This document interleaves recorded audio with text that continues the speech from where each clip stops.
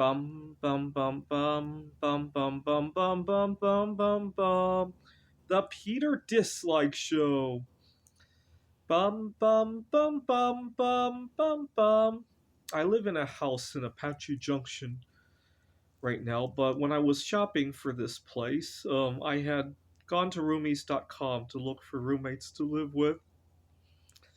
And the first place I looked at was a disaster, to say the least. What had happened was I found the owner on roomies.com, and we had arranged to meet one morning. I had driven to the office. I teach at Central Arizona College here in the Apache Junction area. And after work, I texted the guy and to ask him for the address, and he texted it back to me. And before I could react, I was on my way to his home. He couldn't resist calling me multiple times. The first time he called, I thought if I didn't answer, he would just understand I'm on my way. And he kept calling. I had to pull over to call him back to tell him that I'm on my way. And when I got there, he was also very edgy about needing me to pretty much make a decision on the spot. Long story short, I kind of lied to him and said that, I haven't really finalized the job offer yet. So why don't we talk about it later? And I left it at that because I figured that if he's that edgy before I even move in, imagine what happens after I move in, right? He sees something that he doesn't like, because especially if I'm going to be living with him or if he frequently shows up at the house. How many times have you lived with the owner of a home and you do something that you're going to fix up, right? You're cooking something, or maybe you're in the middle of some kind of project where things are strewn around, and the owner just gets very edgy about it, right? Definitely not something I could live with, especially you guys know what I like to do for recreation, right? Oh my God, a lot of owners will get very edgy if they see anything in the middle of that, right? And so I walked away from that, but when I went back to roomies.com, I discovered that he holds a small monopoly of his neighborhood, and I got a really bad feeling. I had a feeling that this is how he acquired a lot of his real estate, right? By being very uh, outspoken about what he needs, right? Doesn't allow things to just slide, right? I had a situation a couple nights ago where I had to speak up for myself, and it did not make me feel good. What had happened was I was at a chess tournament, and I had sat next to a girl to talk to her, and I had a relatively good conversation. Didn't go anywhere, obviously, but it was one of the better conversations I've had all year round.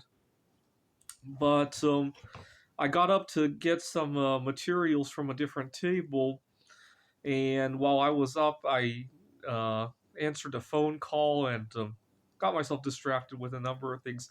And when I got back to the seat, someone was sitting where I was sitting.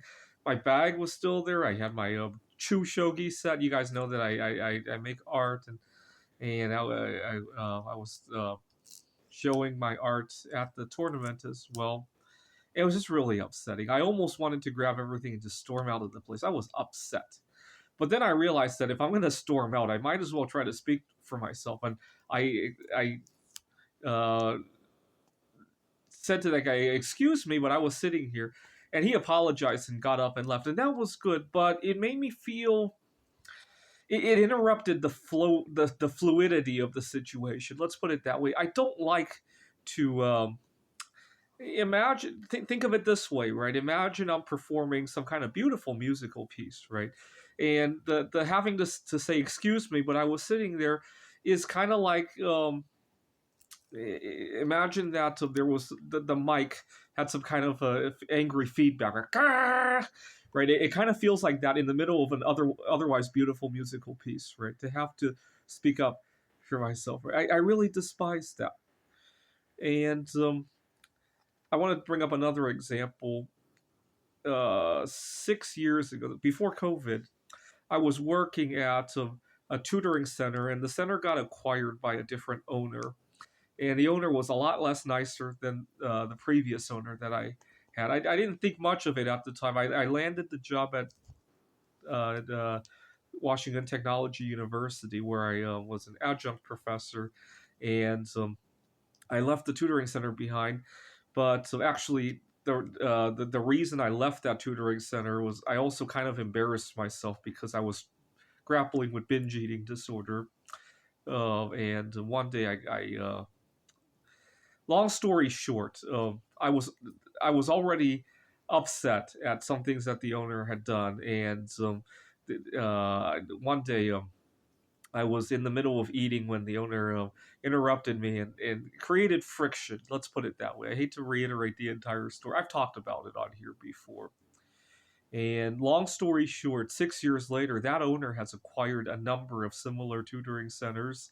It just goes to show that this is a big reason why I want to leave the Western world. Right? So much of the world, whether it be meeting the right person or the capitalistic world, is predicated on speaking up for yourself rather than working as a team. Right? Just so much selfishness. Right? And I'm not even just talking about at the workplace or with managing things. How many times, especially for guys, right? How many times have you and your friends been trying to meet the right girl in your life, and then one of your friends meets her, and then he disappears from her. He leaves you completely behind in the dust, right? That kind of behavior would not be very acceptable. I want to say in Taiwan, right, or maybe Japan, right. I'm not sure about European culture, but in Asian culture, that kind of behavior would not be very tolerable from my experience, right.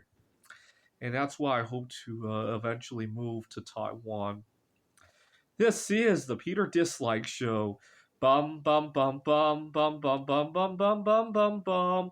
The Peter Dislike Show. Bum bum bum bum bum bum bum.